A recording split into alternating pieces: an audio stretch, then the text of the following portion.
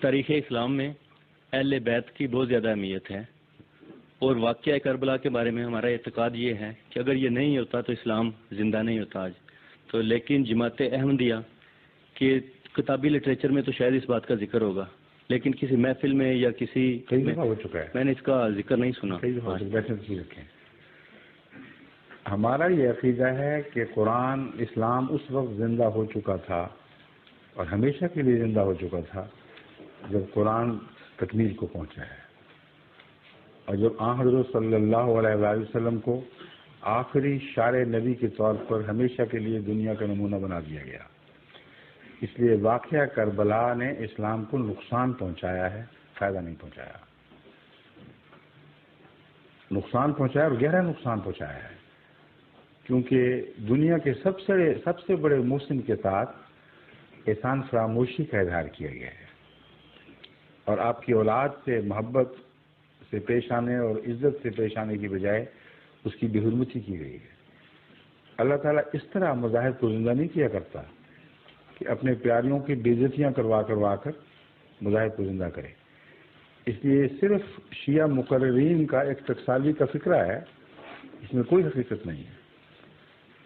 اسلام کی زندگی کا تعلق کربلا سے نہیں ہے، اسلام کی زندگی کا تعلق رسول اللہ صلی اللہ علیہ وسلم اور قرآن کریم اور وہ صحابہ جو آپ نے پیدا کیے، ان کے اخلاق، ان کے اعمال حسنہ سے ہے، اور یہ کسی واقعہ کربلا کا محتاج نہیں۔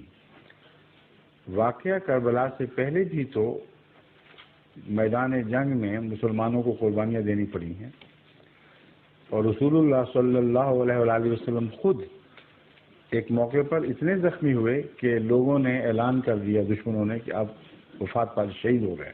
انہوں نے شہید نہیں کیا، انہوں نے قتل کر دی۔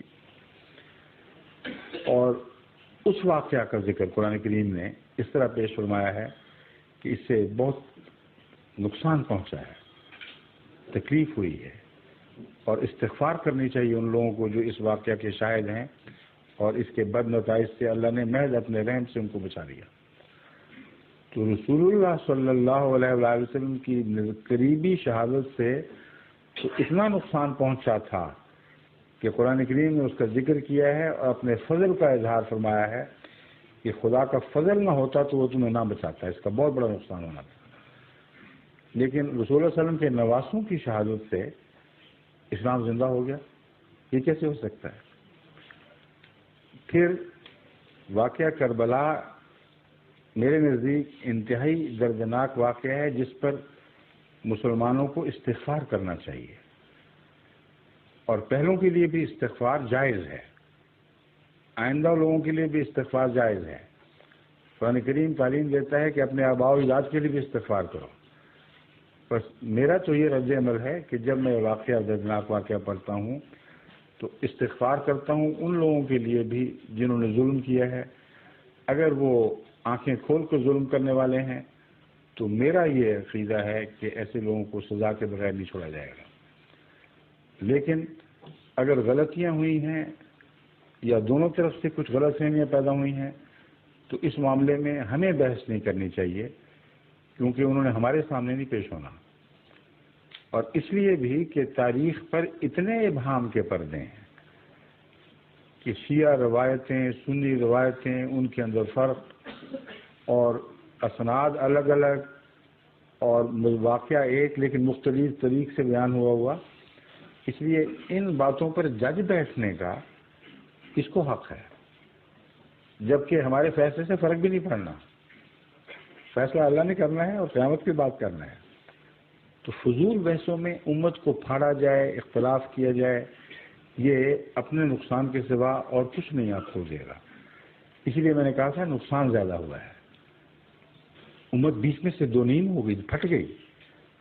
اور اگر شیعہ سنی امت ایک امت شیعہ اور سنی دو امتوں میں نہ بدلتی تو آج اسلام کی ترقی کہیں سے کہیں پہنچ جانی تھی۔ بہت بڑے نقصان اسلامی تاریخ میں شیعہ اور سنی اختلاف کے نتیجے میں ہوئے، ہلاکو خاں کا حملہ ہوا، اور بہت سے ایسے نقصانات پہنچے ہیں جن پر تاریخ گواہ ہے، جس کی بنیادی وجہ شیعہ سنی اختلاف تھا۔ تو اس لیے میرے نزدیک اگر آپ اجازت دیں معذرت کے ساتھ، میں یہ تسلیم نہیں کرتا کہ اس واقعے سے اسلام زندہ ہوا ہے. اس واقعے سے اسلام کی زندگی کو بڑا سخت صدمہ پہنچا ہے اور اس کے نقصان آج تک ہم دنیا میں دیکھ رہے ہیں.